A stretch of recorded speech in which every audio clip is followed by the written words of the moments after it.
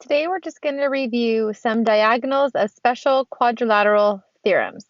First, let's start with a square. These two diagonals are congruent. All four parts of the diagonals are also congruent. So that means if we broke them up into four sections, each one of these smaller diagonals would also be congruent. These diagonals meet in the center and form a 90-degree angle. So that means that this diagonal is perpendicular to this diagonal. Now let's take a look at the diagonals of a rectangle. The diagonals of a rectangle are also congruent. And just like the square, all four parts of these diagonals are congruent. Something that's different than the square is these are not a 90-degree angle.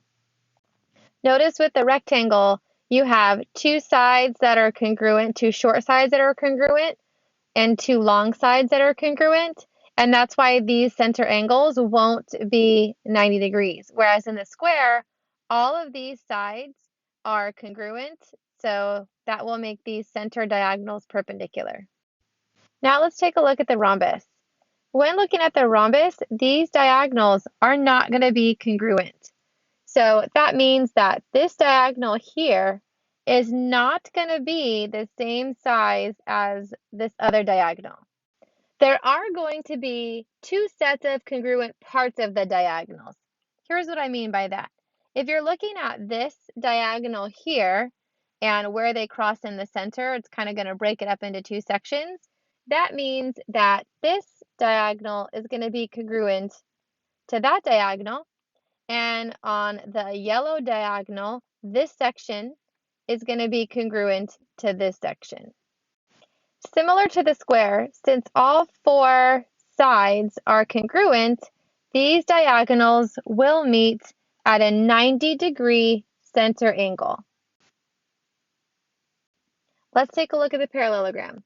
A parallelogram has two long sides that are parallel and two short sides that are parallel. These diagonals are not congruent. So what that means is this diagonal here is not congruent to this diagonal. Similar to a rhombus, the parts of the diagonal will be congruent.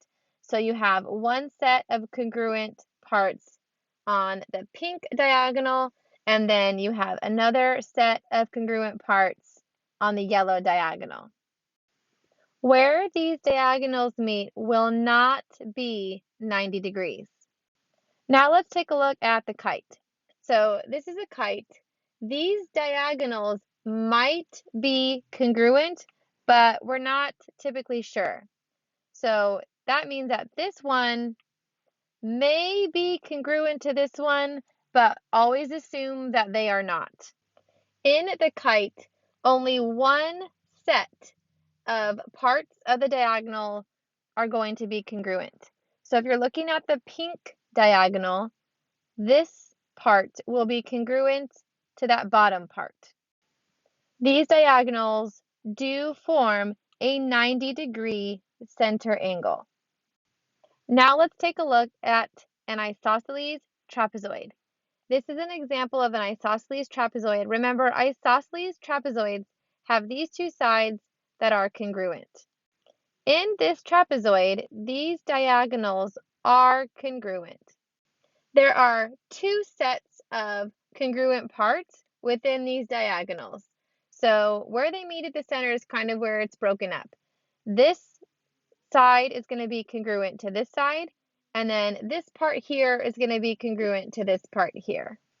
And depending upon the length of some of these sides, this center angle can be any angle. In the future, you'll need to be able to apply these properties of diagonals to solve for x and find missing lengths.